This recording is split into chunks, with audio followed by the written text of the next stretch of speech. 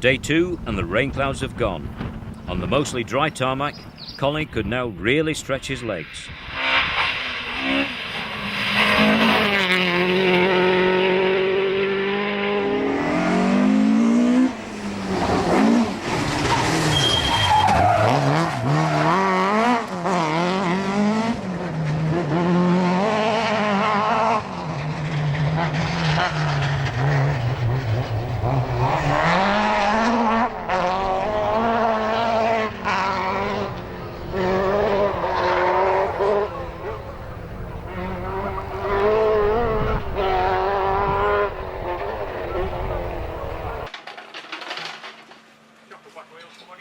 After stage 10, Colin had climbed up the leaderboard to 5th overall, just seconds behind Phil Collins.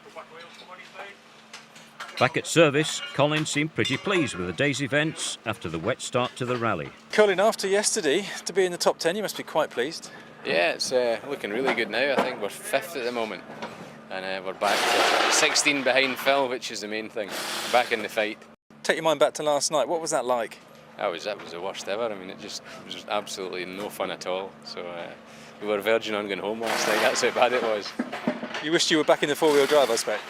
Yeah, we just didn't get the car working at all, and then we had an electrical problem, so no wipers and no heated screen, and you just couldn't see a thing. Whenever it rains like that in tarmac, it's the worst condition to drive in it, and I always hated it. And last night was probably the worst ever.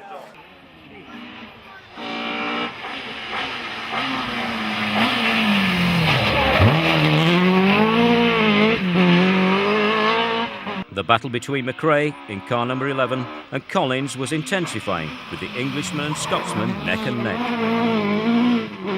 Even some of the WRC cars were imitating Collins' style.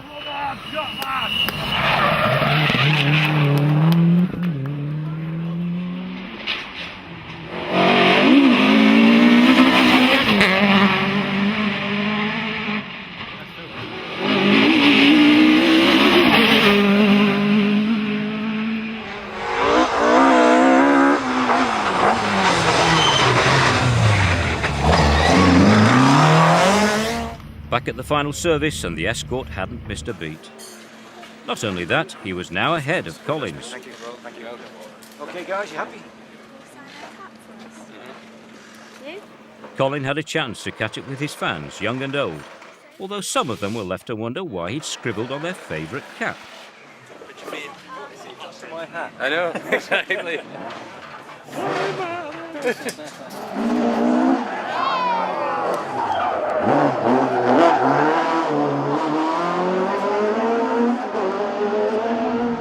With the end in sight, all seemed to be in hand. This would be a terrific result for the old Mark II. More importantly, the Scotsman was beating his English rival, and how. But at the finish, there was only one red Escort to be seen, and it wasn't McRae's. He'd broken down so close to the end.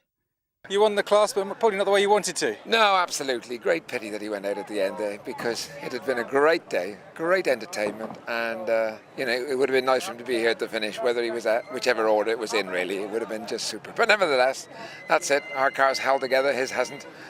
And that's life. You've got to remember he's a Scotsman. He's a tight Scotsman. He won't just buy a decent diff for the damn thing. I told him 3 months ago he's got to put a 9-inch diff in that car. But Phil, they're very expensive. Well, you know him better than I do. What do you think I should ask him, first of all, when I see him? Should I just back off a bit? How expensive is a 9-inch diff? No, just, obviously. I guess, to be fair, he obviously was known as a very brave, very committed driver. He just lacks the skill when it's raining. That's the only problem with him. So run that by him. Oh yeah, no, that's him. Just his funny way of slagging us off. But you got to ask him whose car was going the quickest at the end. It was going well, and everything was working well, and we were obviously going at a fairly good pace, taking some time back out of Phil. So we're quite enjoying, really getting into it and getting a bit of confidence in the car, and things were working well. For the lucky fans, though, the memories of seeing Colin and that Mark II at full chat are likely to stay with them forever. That's what rallying's all about, Colin McRae. He's an inspiration, for the young ones today, Just to see him go down there in the Mark II, great.